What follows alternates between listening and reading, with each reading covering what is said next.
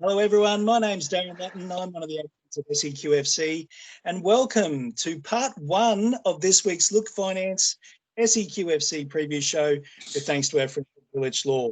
And part one is a heck of a lot different this week. We're going to focus on the range, Toowoomba, Lockyer Valley, the Southwest Queensland competition. So it's the first time that we've been talking about this league, and really excited to bring you up to date with everything that's going on, especially with the Thunder teams going so well and Willowburn joining the Football Brisbane Capital 3 competition. Now, I've got two guests with me tonight. We have got Kris Hemmerling, who is the Technical Director at the Thunder. Good evening, Kris. G'day, mate. How you going? Very well, thank you. Very excited to see what we can chat about in the next 20 minutes or so. I think we're very excited to be here. Yeah, no, it should be great. And I've got Jason Hall with me, who's the Director of Football Performance, as well as many other hats at the Thunder. G'day, Jason. How's it going? Yeah, great. Thanks, Darren. Good stuff. All right, so let's get straight into it. Let's talk about the Southwest Queensland Thunder. We'll start with the FQPL and the men's competition. I said at the beginning of the year I thought they'd do well. I did not expect them to go this well. Jason, top of the league. Yeah, no, look, it's been a great year for the boys. As I was saying pre-show, we've had a really great squad this year. The culture's been great. And the most impressive thing from us is, apart from our two visa players from Italy, the rest of the lads are all local boys. So it's really good to be showing the talent from Southwest Queensland actually performing, at a higher level. So looking forward to getting back into the NPL next year, hopefully. Tell us about the Italian lads. Yeah, two great lads, the best two visa players we've ever had. Probably exactly what we needed. First of all, our captain's Mirko Crociati. Mirko's a centre back. Has played at Inter Milan in their academy as a younger player. Very calm, very good influence on the team. Does a lot of coaching on the field. He's only 24 himself, but he's been excellent. And then Pasquale De Vita, our number 10 attacking midfielder, actually played for Italy under 20 level. Had I think 3 games for Italy, so very good attacking player, and really adds another dimension to our attack. So they've been a great fit for the club. In fact, both of them are looking to permanently relocate here to Toowoomba and make it their home.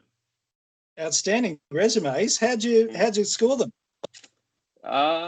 Yeah, well, originally from Pasquale. Pasquale just sent me out his resume, like a lot of visa players do. I probably get, I don't know, 30 or 40 resumes a year from visa players. And when I saw he played for Italy, I didn't really think it was probably going to happen. And Ivor Prasad, our coach, his wife's Italian, so I said to Ivor, why don't you give him a call? And he called him and called me back about 2 hours later and said, "Can you send him a contract? He's in."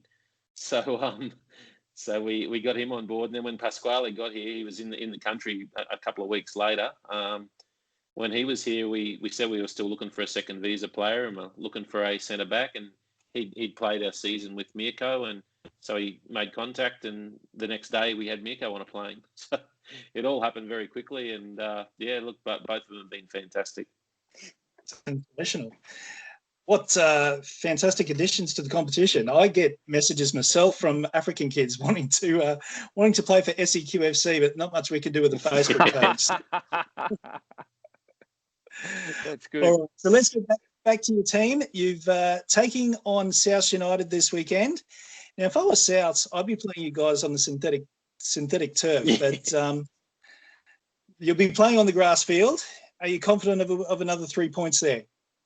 Oh, look, well, I think we're quietly confident, but I mean, the standard in the FQPL has really been quite surprising and quite a good thing. Like the standard across the board, any team can just about beat any team on any given day. If you look at a club like Wynnum Wolves, they got smacked the first few games of the year, and now it would not surprise me if they made it up into the top 4 to be in the finals at the end of the season. So, South's down on 10th in the table at the moment, but they've had some good wins. They beat Ipswich Knights only a couple of weeks ago, and look, we only just got home against Knights on the weekend. So nothing comes for granted in this competition. But yeah, looking forward to it. We've actually played South obviously once in the competition this year and had a 5-2 win, but we played them as a mid pre-season game coming back from COVID as well in a trial game, had a fairly easy victory there. But they'd continue to improve. So I think the game will be a tough one.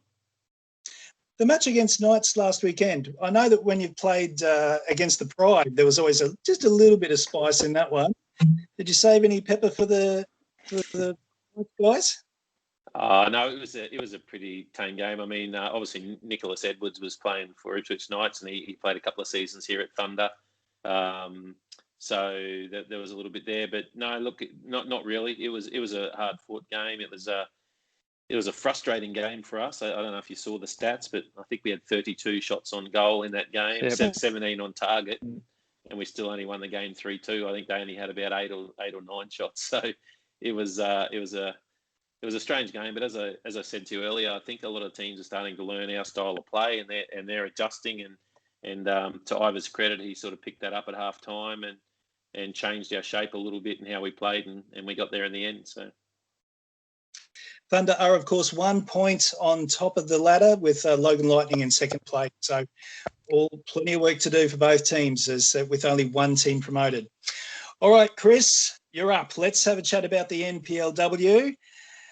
And it's a great timing for us to have this chat. The Thunder ladies had a win over, not just a win over Capalaba, who were the hot team of the competition. We were over the moon, to be fair. For a team like us to beat, I can't count how many, but they've got quite a few overall players, an ex-international in their team. For us to beat them, they said, I overheard one of them say, "Oh, they won a sheep station." Yeah. For us, I think we did, and we won it from the team on the top of the ladder. We're really excited with that. In saying that, though, I do news things like win news and whatever, and I'm sick of saying that we're 60 to 70 minute team. We can beat anyone. It's just a matter of putting the mind to it, and they're getting there step by step. So it's really good stepping stone for next season. I think if we continue to grow and go forward, we've got some fantastic players, absolutely fantastic players, and some of the ones below. Are they in awe of these fantastic players, or are they just not confident that they're as good as them? They are as good as them, but just comes down to their mindset, I think. Thunder currently in 10th place on the ladder. However, you're going to Mitchelton this weekend, and with a win there, you can jump them and move up a place. We can. After the game, we all went to the pub and had a beer and everything, and I was really excited because I thought we'd already jumped them. And then when I looked at the ladder, they beat, I can't remember who they played. So yeah, they beat East. So there's another turn up. It was a round full of shocks. Yeah, we can beat them, absolutely. And then I think we have Raw the following week. So to be fair, we could really jump up the ladder. But again, our mindset, we gave the Lions, now they're a class above everyone in my opinion. We gave Lion a shock. We gave the Gold Coast a shock. We drew with Easts. We beat Capalaba. So there's your top 5 teams who we're absolutely competitive with. And to be fair, we probably should have taken a few more points out of them. The lower teams we seem to struggle a little bit with. So this will be a really good challenge for us to prove that we can beat the lower teams or the teams around us, and we should be where we feel we deserve to be, which we can go forward. Very good. All right, let's move on now to the Football Brisbane competition. And of course, Willowburn FC have taken their place in Capital 3 this season, and they're making a pretty decent fist of it. And they took on the top team on the weekend in Narangba, who have been smashing absolutely everyone. Now, I'm pretty sure I checked in the scores at some point, and Narangba were winning, and I thought, oh, yeah, here we go. And then it ended up 3-3. Yeah, Willow scored a couple of late goals in that game. I think in about the 86th and the 90th minute or something to get back to 3-3. So they, I was just talking to their coach only a couple of weeks ago, and he said that they sort of didn't know what to expect at the start, and they had their own style of play they wanted to play, and that they learnt that they had to be a bit more flexible than that, and they think that they've got the hang of it now and what they need to do. And Narangba result on the weekend was a great one for them. So yeah, there's still obviously a chance of getting in there for the finals. It's going to be tough for them to finish on top now. I think with that draw, they probably needed to win all of their remaining games, but still a good result for the first year in. And of course, their reserves are on top of the table as well, so going very well. Currently 9 points off the top of the table. This weekend, let's see who they're taking on. They're playing Jim Boomba, who are one place above them on the ladder. So a win there, and will they jump them? They'll join them on an equal third place. Yeah, I think they've got a game in hand too. Willow's had a game earlier in the year that was rained out. They've still got to catch up, so it does give them a bit of a chance. But yeah, I mean, there's a couple of good teams, and then I watched the highlights from the Springfield game on the weekend. They had a player playing for them that we've spoken to a little bit about maybe joining the Thunder a couple of seasons ago, Declan Murphy, their goalkeeper, and I think Springfield ended up winning that game 6-0. They looked a pretty good side as well. Very good. All right. We were going to have Jared Olchin with us tonight, who's, of course, president of Willowburn, but unavailable. Last-minute scratching. So the two gentlemen here are filling in for us on the rest of these competitions. Now, what we want to drill down deep on is the TFL competition. Now, the people watching this in Brisbane won't know much about these teams. So tell us a little bit about the TFL competition first, and then we'll have a look at the fixtures. Well, I'll talk a little bit about the men's, and maybe Chris can talk about the women's. So in the men's comp this year, there's 9 teams in the Premier men's comp. Normally only 8 teams. Earlier this year, with the COVID affecting football right around the globe, the Stanthorpe Football District decided to can their competition. So the clubs in Stanthorpe, the 4 clubs in Stanthorpe, got together and formed a combined team from Stanthorpe and approached the TFL about entering that team in. So they were given permission, so that it brought it up to 9, and that team from Stanthorpe's actually gone really well. They're currently sitting second on the table, and with a game in hand, if they win that game, they can be on top. They were on top after the first round and have made the President's Cup, where they'll play Willowburn later in the season. Yeah, and it's been a great competition this year. I think there's only 4 points difference between the top 5 sides, so it's been really even, and even some of the sides that aren't in that top 5 can win on any given day. So who are the traditional big teams in the competition? Well, Willowburn have obviously been the team to beat for the last, as long as I've been here, last 10 years or so. And but obviously this year with Willows taking 2 teams into the Capital 3 League in Brisbane, that's kind of brought them back to the pack. So they're still up there in 4th place at the moment. And they play the top place team in Rockville this weekend. So that's a big game coming up. I think St Albans currently in 5th place, but to me, I think they're going to be the team to beat. They've got a couple of young players that have played for Thunder for the last few years. Just due to work commitments, they couldn't play for us this year, and they went back to local. So Dan Webber, I think, scored 16 goals in 11 games for St Albans. So, and he was one of our leading goal scorers last year and the year before that. So that's kind of the team that I'll be watching out with. They're actually playing Stanthorpe this weekend as well. So another game to watch. What's the pitch quality like for these clubs?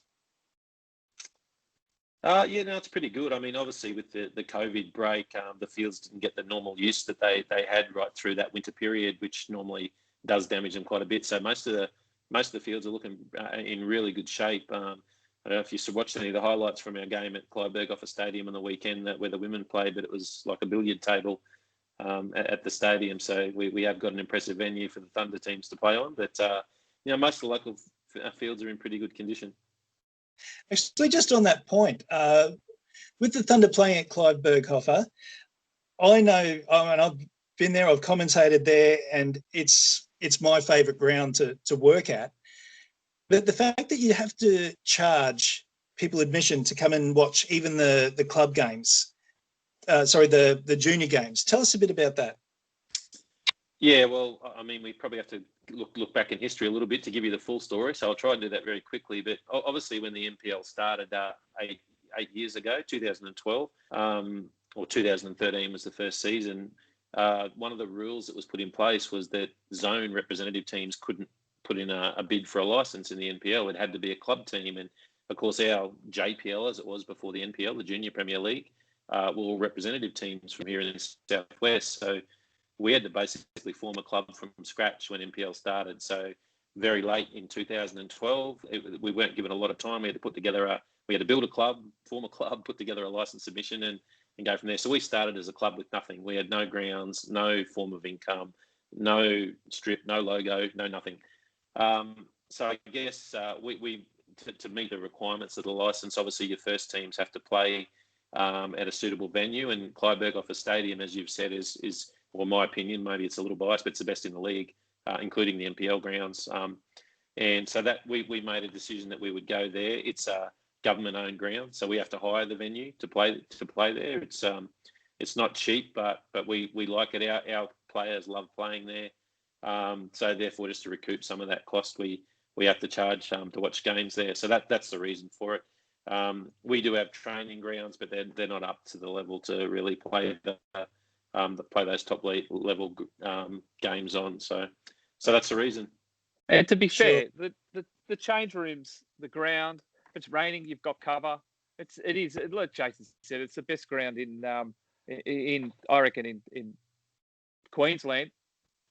There's one, maybe the Sunshine Coast is a good one too, but it's probably the best one. And $5 is cheaper than a cup of coffee. Sit comfortably and watch your kids, or watch a great game of football when the Thunder are leading, winning the comp. It's where I want to retire, watch good football. I'm of the opinion that all NPL clubs should be charging admission to their games, but that's a discussion for another day. Let's get back to the TFL. So you mentioned Willowburn, Rockville as the match of the round this weekend. Who do you fancy? Oh, it's going to be a tough one. I'm going to go a draw. I think it'll be a pretty low-scoring game. Both teams have got pretty good defences. But if it comes down to experience, the Willowburn lads might just get across the line. They've got a couple of old stages there in Kevin Doyle and Benny Barracliff, who have both been Thunder players, and probably Chris and I play against them in over 35s. So, but they're playing in the Premier grade still. So if it comes down to the wire, maybe just Willowburn. But I think I'll go with a draw. I'll go for Willowburn. I'll chuck it out there and say Willowburn. All right. St Albans are also playing Stanthorpe United. That's another top four clash. What are your thoughts on that one? Well, I'm going to go against Jason. I know who he's going to call, but I'm going to say Stanthorpe. Yeah, look, my heart says Stanthorpe. It'd be great to see the team that's been cobbled together and stepping up a level. It's kind of equivalent to Thunder when we came into the NPL, right? Yeah. So be good to see them win. But look, I just think St Albans will have a little bit too much firepower for them up front, and they'll get home there.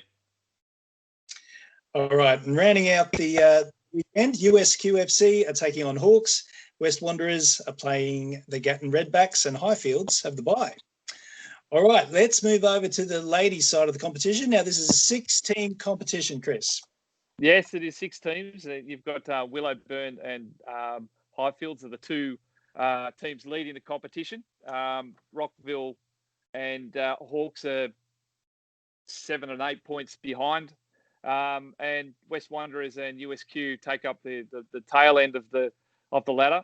The Willowburn team has always been and Rockville have always been the two main teams in that competition. Highfields have put together a pretty good team this year. Some really good young players. I think that Highfields will probably, in my opinion, will probably take out the competition.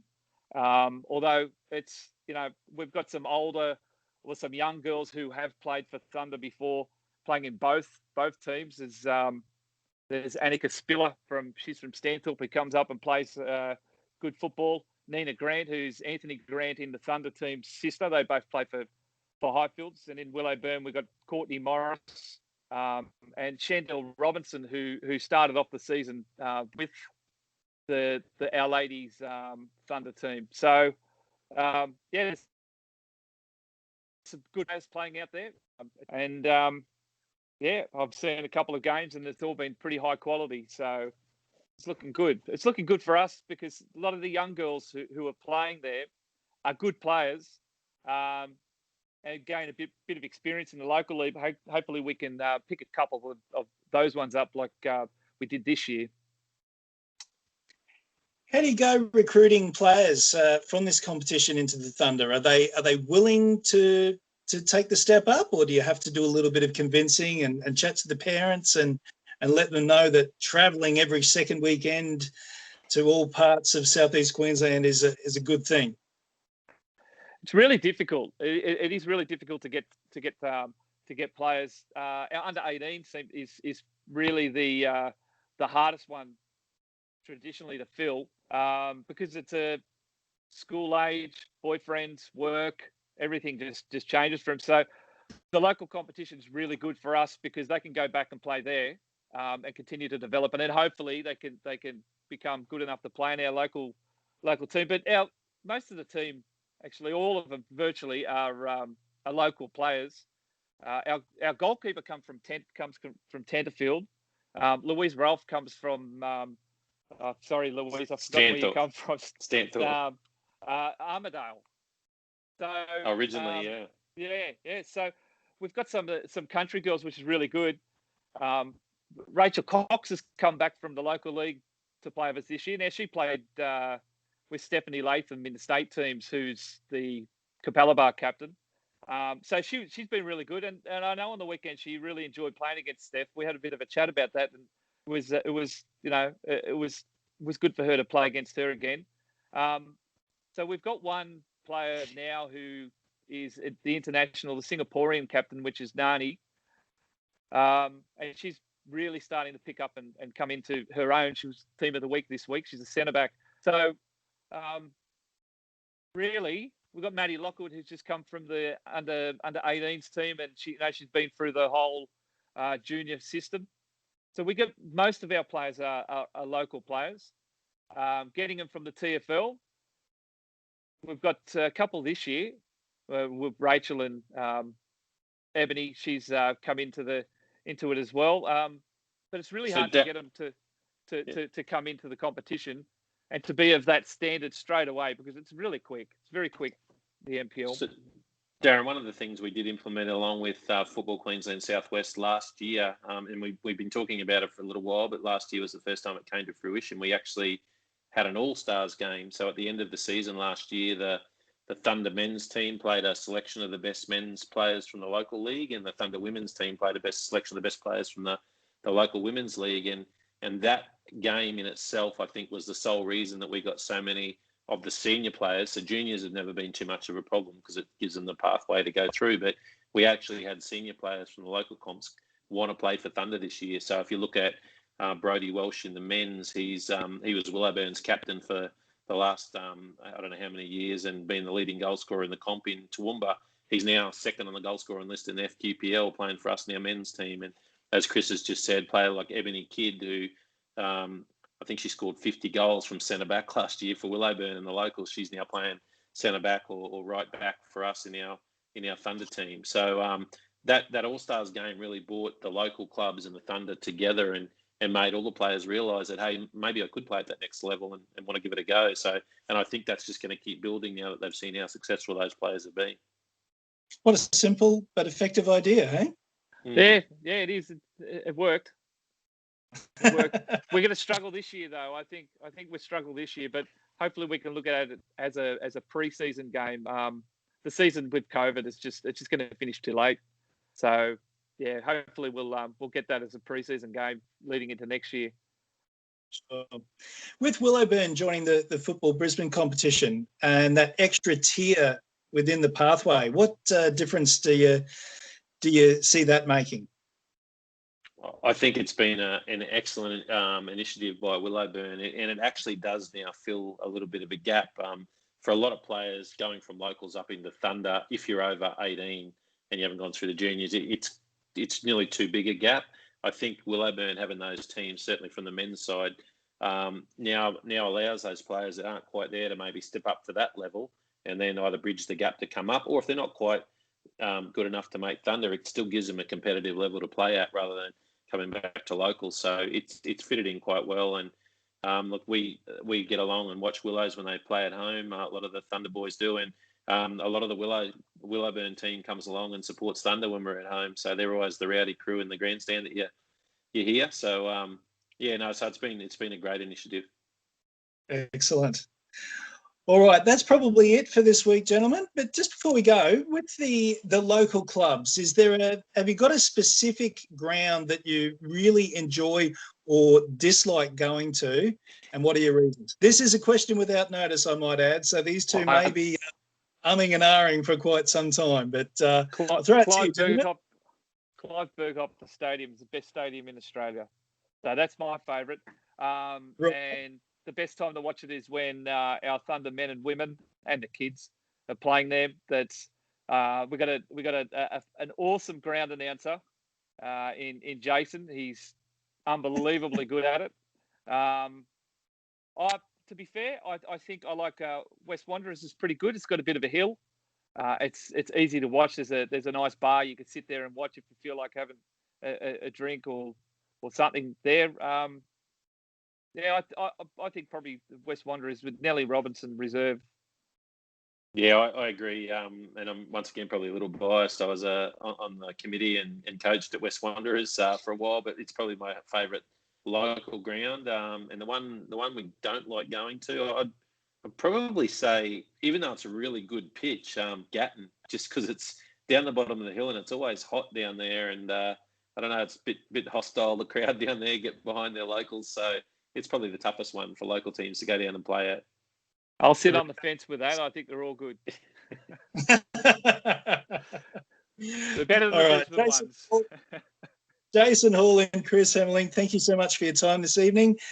Hopefully we'll have you back next week, and we'll fill in that fourth spot, and we can talk all things TFL and Southwest Queensland football. Gentlemen, thank you for your time, and this has been the Look Finance SEQFC Preview Show, with thanks to Vilic Law.